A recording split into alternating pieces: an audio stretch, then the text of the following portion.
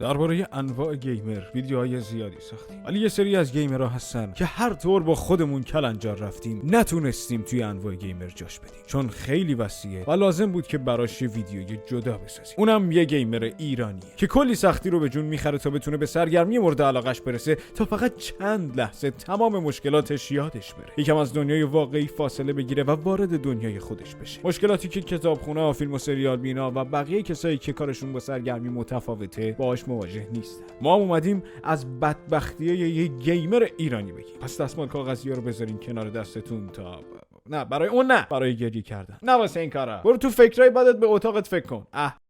دوستان قبول دارین مادر خیلی از مشکلات ما بیپولیه. گیمر ایرانی هم اکثرا اینو درک میکنه، یعنی اگه بخوان کامپیوتر، لپتاپ یا حتی کنسولای نسل جدید یا حتی یه نسل پیشو بخرن پول زیادی نیاز دارن و ندارن. اوضاع مالی ما ایرانی‌ها هم که خودتون بهتر میدونید. برای همین هم خیلی‌ها سیستماشون به شدت ضعیفه و بازیایی که 10 سال پیش انتشار پیدا کردن و میان بازی میکنن و دلشون خوشی که ایول من گیمرم دارم بازی میکنم. یه عده هم کنسولای 2-3 تا نسل پیشو دارن هنوز بازی میکنن. مشکلش اینه که این کنسولا انقدر قدیمی شده که حتی تو بعضی از شهرها دیگه بازیاش به فروش نمیرسه. در نهایت هم یه عده خیلی عظیمی با گوشیاشون بازی میکنن، اونم نه گوشی گیمینگ خدا تومنی‌ها، یه گوشی چرت و پرت این کوچولایی که هی داغ میکنن شارژ باتریش خالی میشه. ولی گیمر ایرانی انقدر هست که بازم داره با همین شرایط ادامه میده و بازیشو میکنه. خیلی عجیبه. اینی که میگم و توی ذهن تصور کن. رفتی با دوستات رنگ پلی بدی، پینگت هم خوبه، بازی به شدت حساس شده، حتی از شدت استرس نمیتونی پلک بزنی، اما یهو بوم همه چی سیاه میشه. با استرس همه چی رو نگاه میکنی که یه وقت دستگاهت نسوخته باشه، که یهو متوجه میشی که برق رفته. همین به همین راحتی تا 3-4 ساعت دیگه هم نمیاد. تو اون 3-4 ساعت 5 ساعت در حال فحاشی به زمین و زمان و اداره برقی. حالا فرض کن همینطور که داری فوش میدی وارد دستشویی میشی و یهو میبینی که ریدی آبم قطعه. منظورم اینه که واقعا در داخل دستشویی مدفون نمودی و شهرداری عزیز آب رو هم قطع کرده. دیگه اونجا تعداد افرادی که میتونی به فوش بکشی انقدر زیادن که نمیدونی از کدومشون شروع کنی. برای آفلاین بازی هم بخوام شبیه سازی کنم، فرض کنید داخل دارک سولز بعد از یه هفته پاره شدن توسط یه باس فایت سخت بالاخره ردش میکنی و میخوای بازی سیف کنی که یهو پق برقا رفت. بالاخره مسئولین زحمتکش ما برق تولیدیمون رو برای کودکان مظلوم لبنانی میفرستن تا با خیال راحت رنگ مچشون رو بزنن. عادیه برای از اونجایی که واحد پول ما رو به دلیل تحریم های خیلی زیاد هیچ کشوری قبول نمیکنه و نمیتونیم بازی ها رو با واحد پولی خودمون خریداری کنیم و شاید هم خیلی‌ها براشون نصرفه که بازی ها رو از استیم بخرن، پس یا میرن کلید تیم فورترس بگیرن و این داستانا، یا همون روشی که هممون میدونیم بازی ها مجانی دانلود بکنیم ولی با سرعت اینترنت افتضاح ایران. تازه این در صورتیه که یه گیمر ایرانی بعد از کلی صبر کردن باید صبر کنه که بازی مورد علاقهش توسط یک تیم روسی یا خارجی مفتی قابل دانلود بشه، بعد سایت‌های ایرانی اونو دانلود کنن بردارن بذارن تو سایت خودشون، بعد شما با اون سرعت پرسرعت اینترنت ایرانتون اونو دانلود و نصب کنین، بعد ارور بده نصب نشه.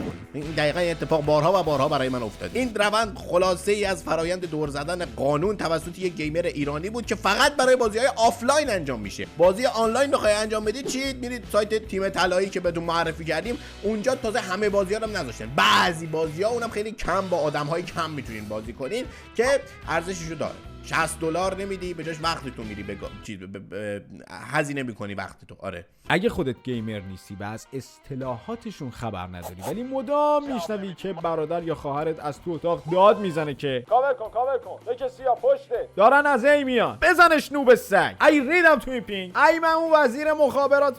خب با اون اصطلاح یکی مونده به آخری کار داریم، همون که راجع به پینگ صحبت میکرد. اما پینگ چیه؟ اگه از یه گیمر ژاپنی بپرسین میگه که نمیدونم، اطلاعی ندارم. اگه از یه گیمر اروپایی بپرسین میگه که چیز خیلی مهمی نیست. اگه از یه گیمر مشهدی بپرسین میگه که میدونم ولی نمیگم. دوستان نویسنده خودش مشهدیه، خیلی اصرار داشت اینم بیاریم تو ویدیو وگرنه ما قصدمون توهین به هیچ کسی نیست واقعا. نمیدونم چرا اینو گفته بود. اما از یه گیمر ایرانی بپرسین پینگ چیه میگه عامل تمام بدبختیای منه، عامل بدبخت شدن من، رنگای من، عامل هدشات نکردن من، عامل مثل نوب سگ بازی کردن من، عامل قرص اعصاب من، عامل رفتن من پیش روانشناس، کلا سرچشمه تمام مشکلات من همینه. همین پینگ بی‌ناموس. درست میگن چون پینگ خیلی روی گیم آنلاین تاثیر داره. اگه نمیدونی پینگ چیه، یه توضیح خیلی سطحی و مختصر بهت میدم تا فعلا بتونی این مبحث رو درک کنی. زمانی که شما یه دکمه رو فشار میدی، کاراکتر داخل بازی باید یه حرکتی انجام بده، درسته؟ حالا فاصله زدن اون دکمه تا انجام اون کار توسط کاراکتر تو بهش پینگ میگن. هرچی این فاصله بیشتر باشه برای یه گیمر بدتره. توی ایران به دلیل سرعت نت بسیار پایین، پینگ به شدت زیاده و کارهایی که گیمر انجام میده خیلی وقت بعدش انجام میشه و همین باعث میشه که ریدش تو اعصابش.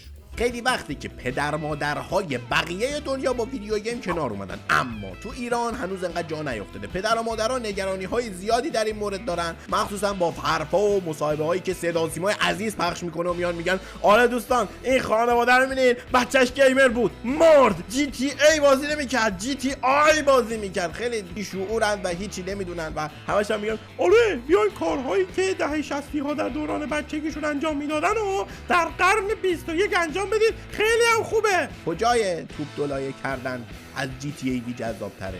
میشه من توضیح بدی؟ کلا صدا سیما مدام از بدیهای گیم میگه، هیچی از خوبیاش هم نمیگه و این باعث میشه که پدر مادرهای ایرانی با بازی بد بشن. بعد بازی سازهای ایرانی هم به هیچ عنوان ازشون حمایت نشد و نتونستن در طول زمان پیشرفت کنن و نقطه ضعف‌های خودشون بپوشونن. کلا صورت مسئله رو حذف کردن. بازی ایرانی خوبم خیلی خیلی خیلی کم داریم. شما دوست عزیزی که رفتی تو صدا سیما هر اتفاقی افتاد و انداختی گردن گیمرها، شما کلا تو عمرت کلش بازی کردی؟ اصلا نمیگم کنسول و اینا، تو مار بازی نوکیا رو انجام دادی میندازی گردن گیمرها، بعد میان یه بازی نیمه تموم رو نشون میدین با افتخار میگین اینو توی 10 روز ساختیم رقیب جی تی. مرض قند، یه منطق شعور مخاطب چجوری 10 روز رقیب جی تی ای رو ساختین؟ 10 سال 20 سال داره راکستار جی تی ای وی آی میسازه. خدا آبقند برای من بیارین. واقعا صدا سیما همچین ادعایی کرده.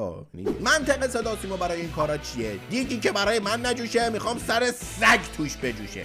اگه گیم من قرار نیست پولی در بیارم، هیچ کس هم حق نداره بازی کنه. ایش خب سورپرایز. فکر کردی خب نه درست فکر کردی، فقط این دفعه یکم فرق داره. این بار من اومدم بهتون خب بگم. میدونیم داریم یکم سنت شکنی میکنیم، حقیقتا از روند تکراری شدن در میاییم. برای همینم من اینجا و اصلا هم فکر نکنین که نویسنده رو تهدید کردم که منو تو خب نیارم و بگذارید. ببینید بچه‌ها، میخوام باهاتون صادق باشم، ولی شما توی ایران زندگی میکنید. اصلا یه چیزی به اسم خنده یا تفریح نباید داشته باشی. چطوری میخوای با دلار 5000 تومانی خوشحال باشی؟ اصلا چطوری میتونی گیم بزنی؟ یه سوال بهتر ازت دارم، چطوری میتونی با این سرعت تخمی دانلودش کنی؟ چطوری فیلتر شکن زدی اومدی یوتیوب؟ همونطور خرید؟ چطوری هنوز زنده ای؟ اینا تمام سوالاتم بود، خوشحال میشم که جواب بدید. خیلی خوب، ویدیو همونجا تموم میشه. منتظر بقیه ویدیوهای مومنتو پلاس باشید. من رفتم. مبارک دب راستی اسکلت هم نداریم. شوخی کردم، معلومه که داری. شاعر میفرماید که رو به قبله او، روی پلم او، کاش در این وضع نبینم